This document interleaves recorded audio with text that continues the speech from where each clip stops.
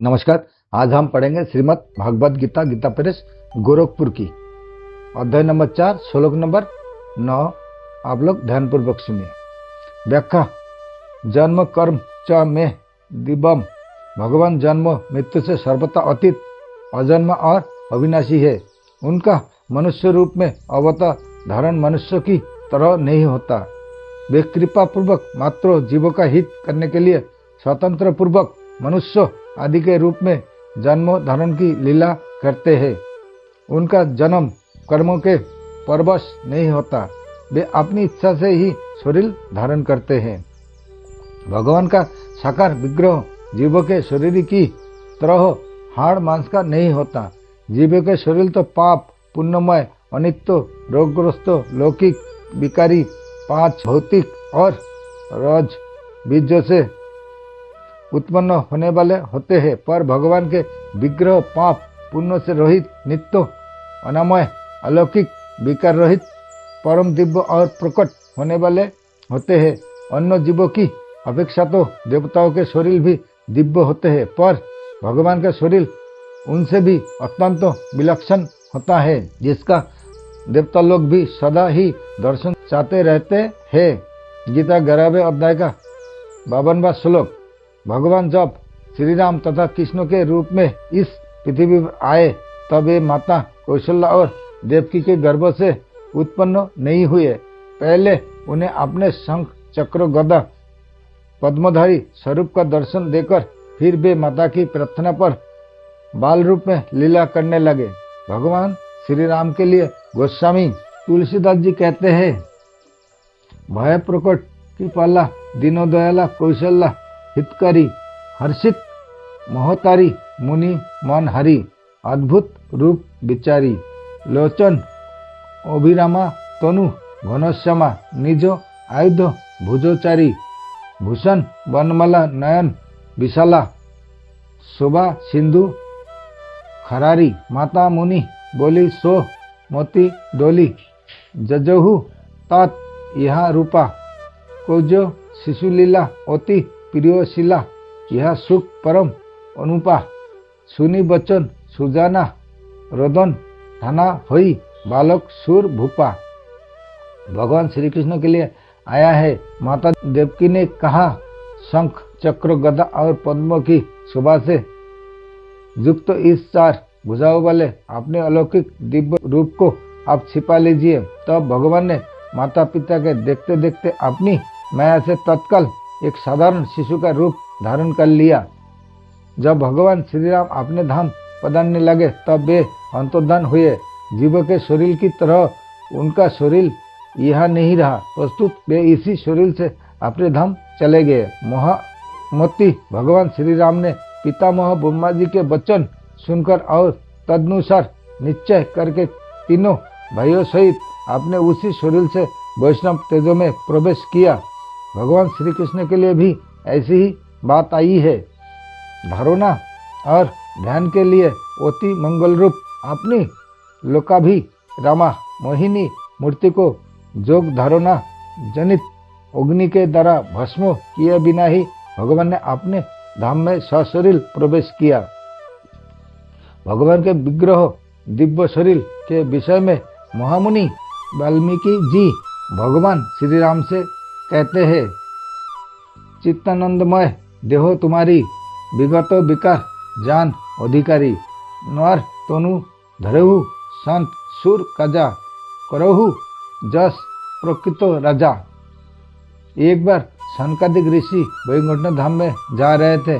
वह भगवान के द्वारपालों ने उन्हें भीतर जाने से रोका। तब सनकादि ने उन्हें शाप दे दिया। अपने अनुचरों के द्वारा सनकादि का अपमान हुआ जानकर भगवान स्वयं वहां पधारे। उस समय भगवान का दर्शन करने से उनकी बड़ी विलक्षण दशा हुई। उन्होंने भगवान के चरणों में प्रणाम किया।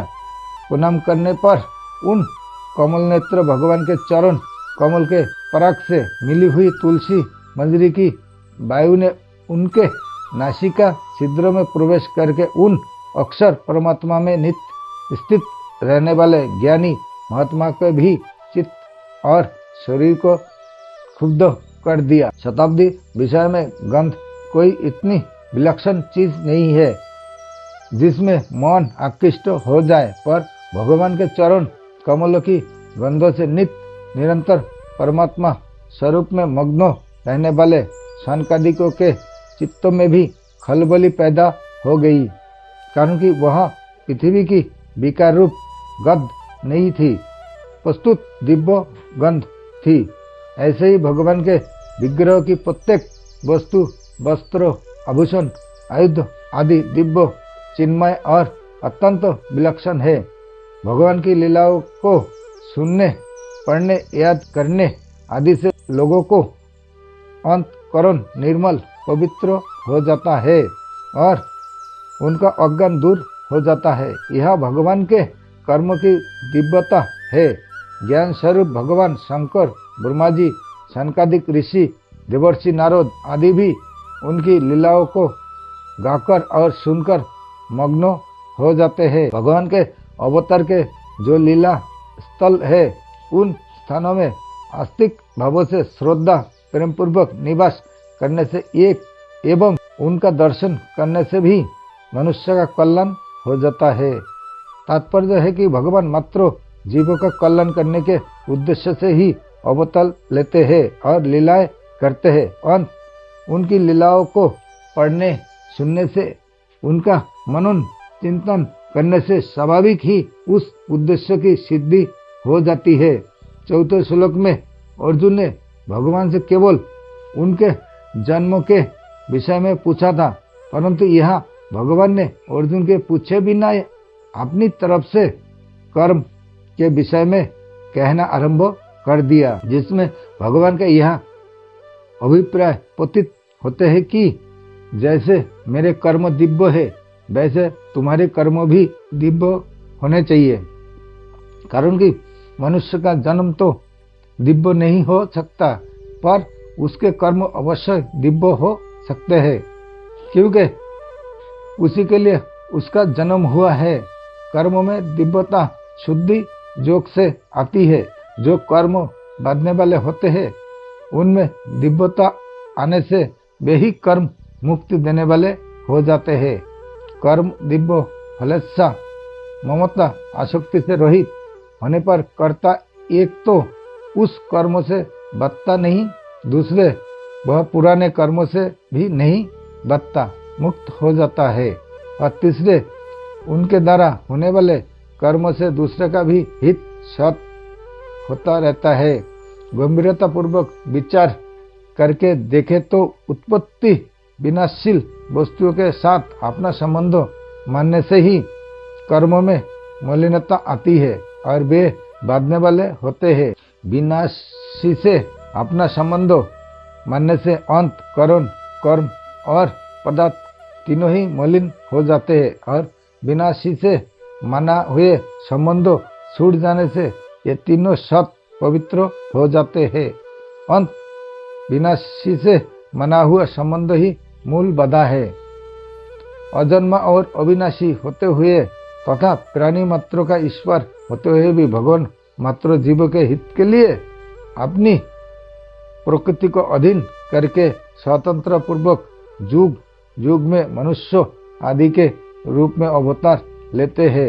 इस तत्व को जानना अर्थात दृढ़ता पूर्वक मानना भगवान के जन्मों की दिव्यता को जानना है। संपूर्ण क्रियाओं को करते हुए भी भगवान अकर्ता ही है, अर्थात उनमें करने का अभिमान नहीं है। गीता चौथे अध्याय का 13वां श्लोक। और किसी भी कर्मफल में उनकी प्रिया फलेच्छा नहीं है। गीता चौथे अध्याय का 14वां श्लोक। इस तत्व को जानना भगवान के कर्म की दिव्यता को जानना है। जैसे भगवान के जन्मों में स्वाभाविक ही मात्र जीवों की हितैषी और कर्मों में निलिप्तता है, ऐसे ही मनुष्यों में भी मात्र जीवों की हितैषीता और कर्मों में हितैषीता आ जाता है। वास्तव में भगवान के जन्म और कर्म के तत्व को जानना है। भगवान को त्रिलोकी में ना तो कुछ करना शेष है और ना कुछ पाना ही शेष है। गीता 3 अध्याय का 22वां श्लोक। फिर भी ये केवल जीवात्मा का उद्धार करने के लिए कृपा पूर्वक इस भूमंडल पर अवतार लेते हैं और तरह तरह की अलौकिक लीलाएं करते हैं। उन लीलाओं को गाने से, सुनने से, पढ़ने से और उनका चिंतन करने से भगवान के साथ संबंधों जुड़ जाता है।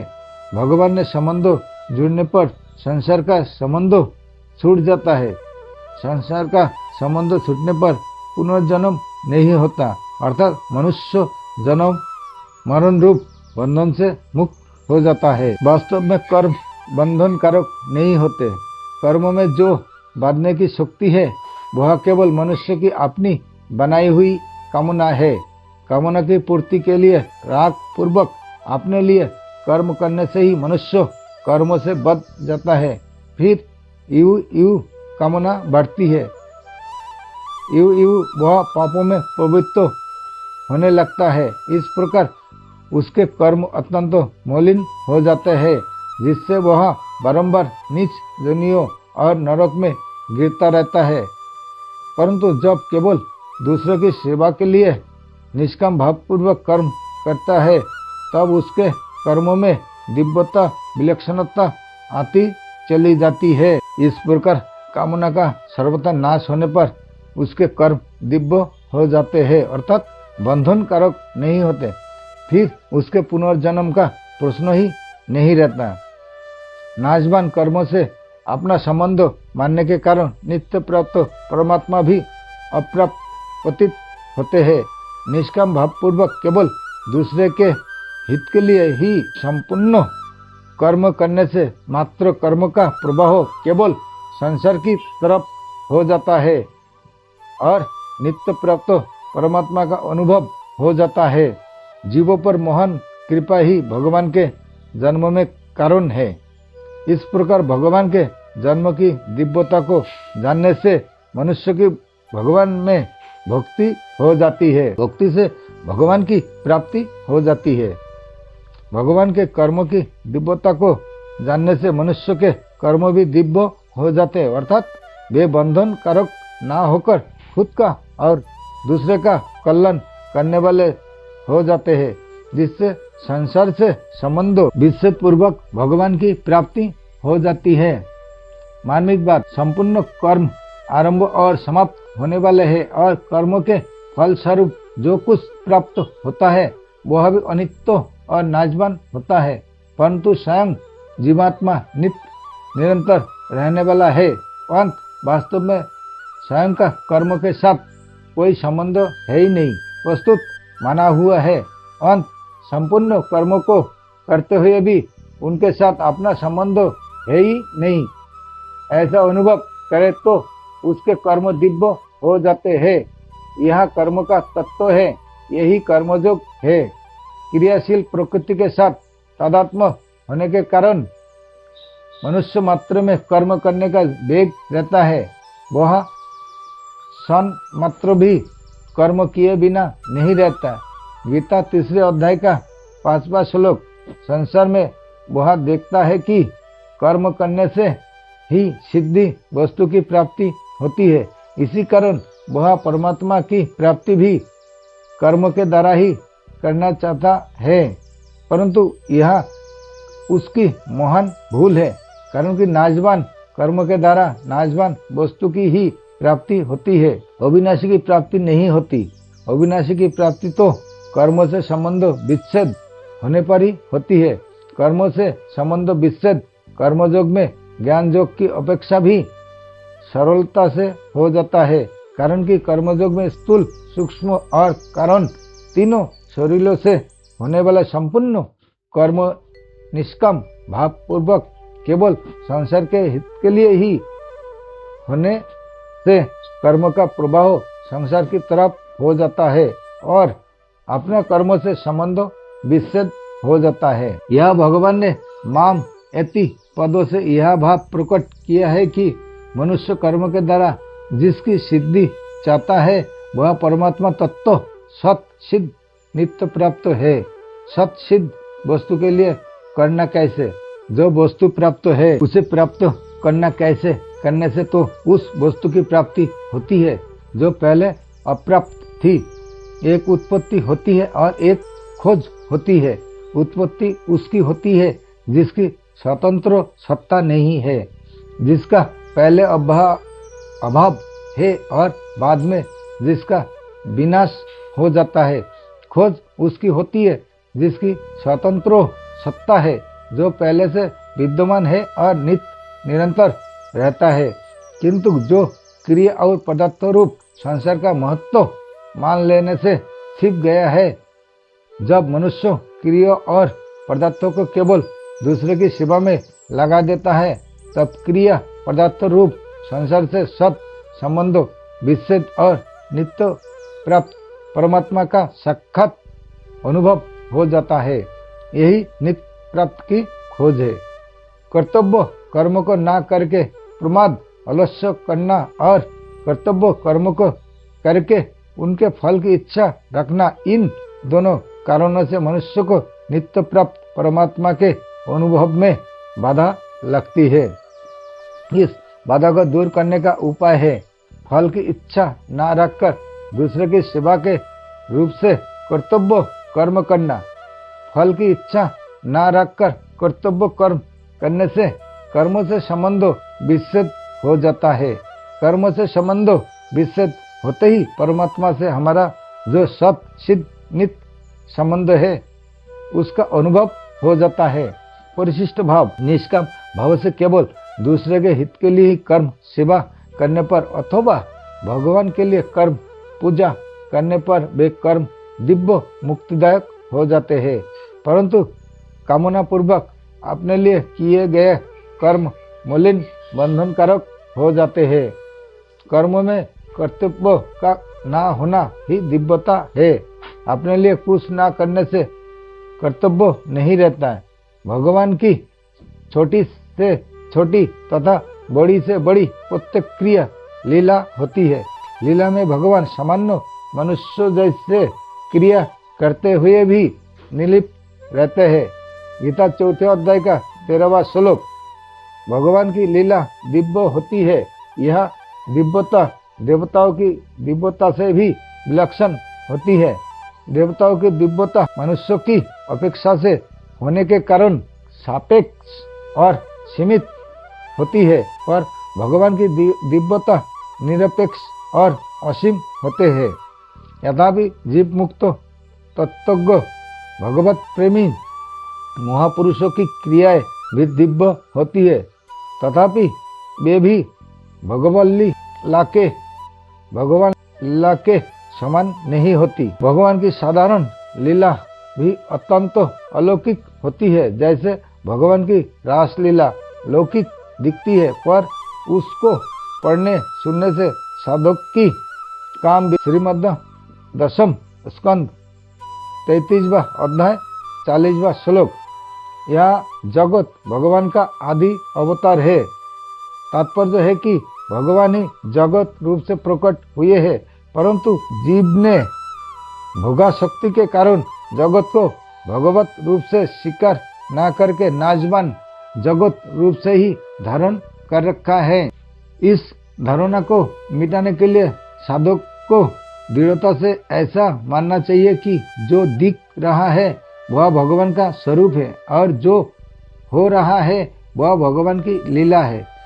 ऐसा मानने स्वीकार करने पर जगत रूप से नहीं रहेगा और भगवान के सिवाय कुछ नहीं है, इसका अनुभव हो जाएगा।